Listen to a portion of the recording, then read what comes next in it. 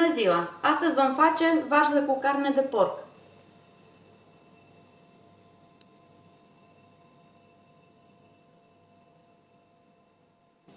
Pentru această rețetă ne trebuie 600 de grame de carne de porc tăiată în cuburi, 1,5 kg de varză proaspătă tăiată fideluță, 2 cepe medii tocate fin, un ardei capia tocat cubulețe, 3 linguri cu pastă de tomate, 50 de ml de ulei, 2 frunze de dafin, o legătură de mărar tocat fin, sare și piper.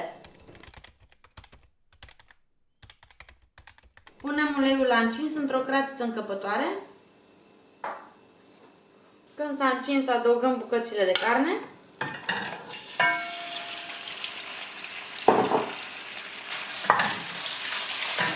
Amestecăm.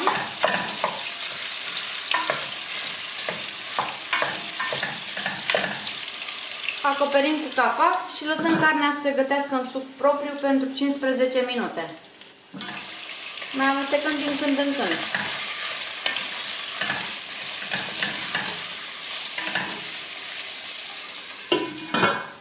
După cele 15 minute luăm capacul și lăsăm carnea să se rumenească frumos în timp ce lichidul se va evapora.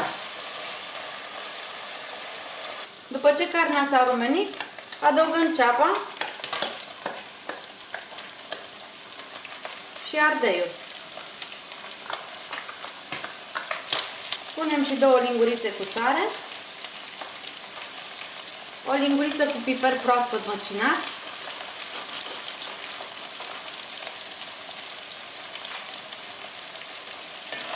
amestecăm și lăsăm pe foc până ce ardeiul și ceapa se înmoaie.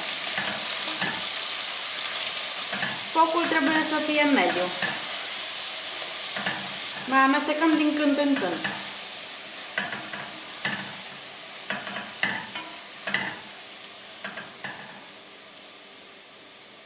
După 5 minute legumele s-au înmuiat, acum punem pasta de tomate,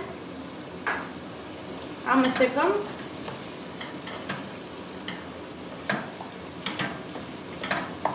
și mai lăsăm pe foc jumătate de minut. Apoi adăugăm din varză. Nu o să intre toată odată, o punem în tranșe.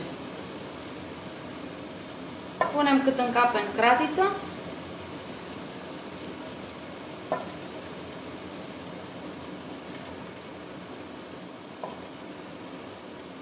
Amestecăm.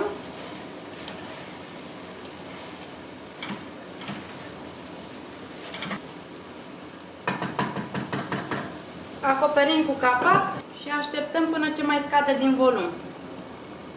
Mai amestecăm din când în când.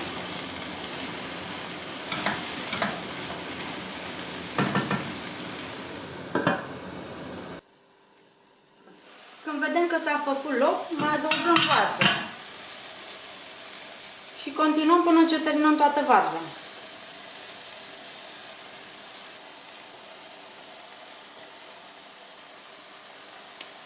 Tot așa mai amestecăm puțin.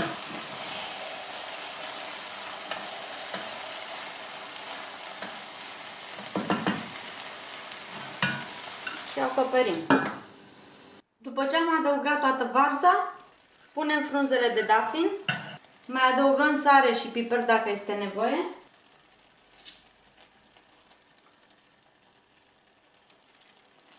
Amestecăm.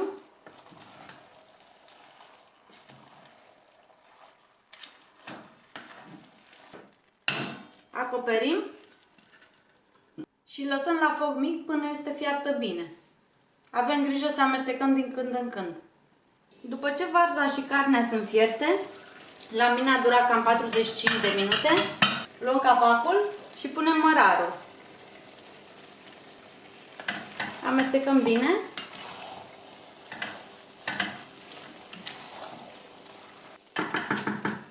Și închidem focul. Lăsăm varza să se răcorească puțin, apoi putem servi.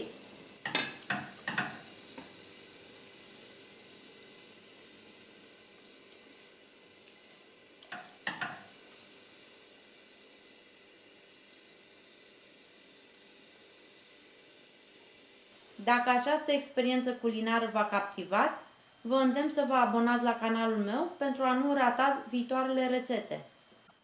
Vă doresc o zi plină de arome și satisfacții culinare!